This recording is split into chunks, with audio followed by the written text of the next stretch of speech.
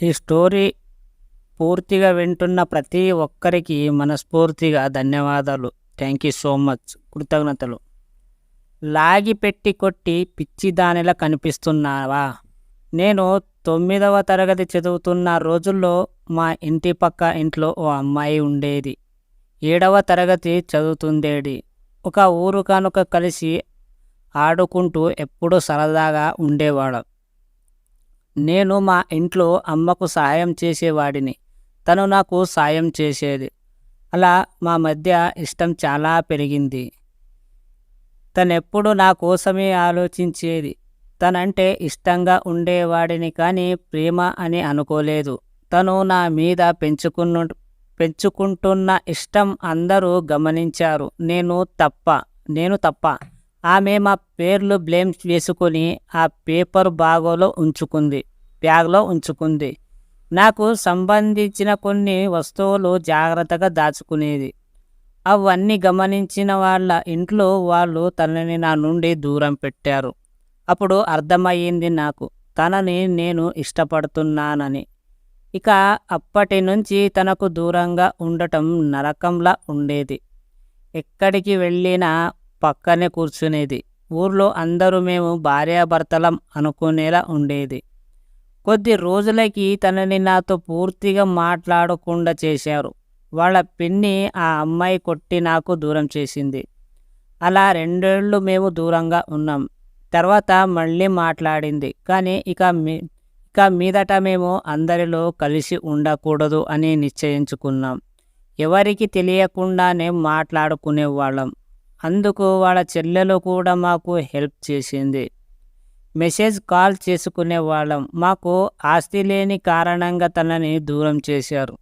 వాళ్ళ మామయ్యంగా ఇచ్చి పెళ్లి చేయటానికి ఖాయం చేశారు. తను అప్పటి నుంచి ఏడుస్తూ ఉండేది. ఇష్టం లేదని చెప్పిన ఇంట్లో వాళ్ళు ఒప్పుకోలేదు. వయస్సు 19, తనను తీసుకుని వెళ్ళలేను. అలా అని అస్సలేను. చచ్చిపోవాలనుకున్నా. తను కూడా అలానే అనుకుంది. ఆస్తి, వయస్సు కారణంగా నా ప్రేమ నాకు దూరమయ్యింది. ఒకసారి అడిగా, నేనంటే అంత ఇష్టమా అని. తను లాగి పెట్టి కొట్టింది. నేను నీకు పిచ్చిదానిలా కనిపిస్తున్నానా? ఎందుకు అలా అడిగావు? ఇంకెప్పుడు అలా అడగకు. నువ్వంటే నాకు చాలా ఇష్టం. ఇలా అడుగుతావని నేనెప్పుడు అనుకోలేదు. నా ప్రాణం ఉన్నంత వరకు నిన్ను మర్చిపోను. నా ప్రాణం పోయేటప్పుడు నిన్ను తలుచుకొని చచ్చిపోతాను. ఎప్పటికీ నీ కోసమే ఆలోచిస్తూ బ్రతుకుతాను అంది. ఒక్కసారిగా నన్ను పట్టుకొని ఏడ్చింది. నాకు ఏం మాట్లాడాలో కూడా అర్థం కాలేదు. ఒక అమ్మాయిని పట్టుకోవడం అదే మొదటిసారి. నా లైఫ్లో ఆ రోజు ఎప్పటికీ మర్చిపోలేను. నేను అడిగా, మరి నాతో వచ్చేయొచ్చు కదా అని. తను రాను అంది. ఏమంటే మా ఇంట్లో వాళ్ళకి నేనంటే చాలా ఇష్టం. నా మూలంగా వాళ్ళు అవమానపడకూడదు అంది. మరి నన్ను ఎందుకు ఇష్టపడ్డావు అన్నాను. నా లైఫ్ అంతే, ఈ జన్మకు ఇలా అవ్వాలని రాశాడేమో దేవుడంది. చాలా బాధగా అనిపించింది.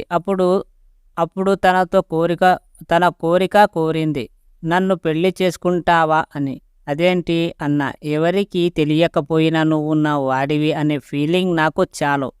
నువ్వు నన్ను చేసుకో అంది.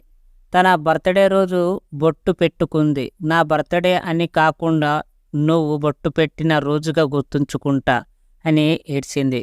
ఇలానే ఉండిపోవాలని ఉంది. ఇంకో జన్మంటూ ఉంటే నీతో ఉండాలని ఆ దేవుణ్ణి కోరుకుంటున్నా అని అక్కడి నుంచి వెళ్ళిపోయింది.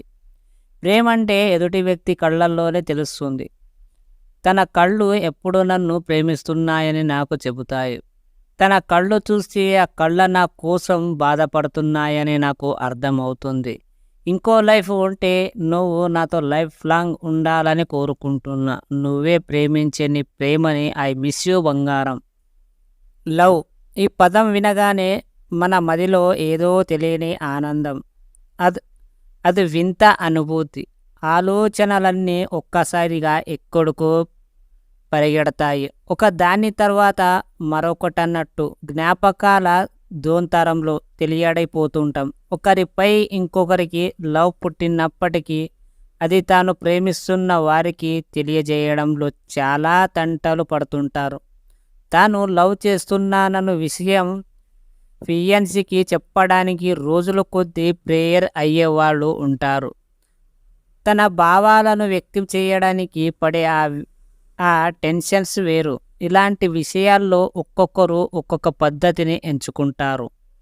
అందరికంటే తమ స్టైల్ భిన్నంగా ఉండాలనుకునేవారు ఉంటారు.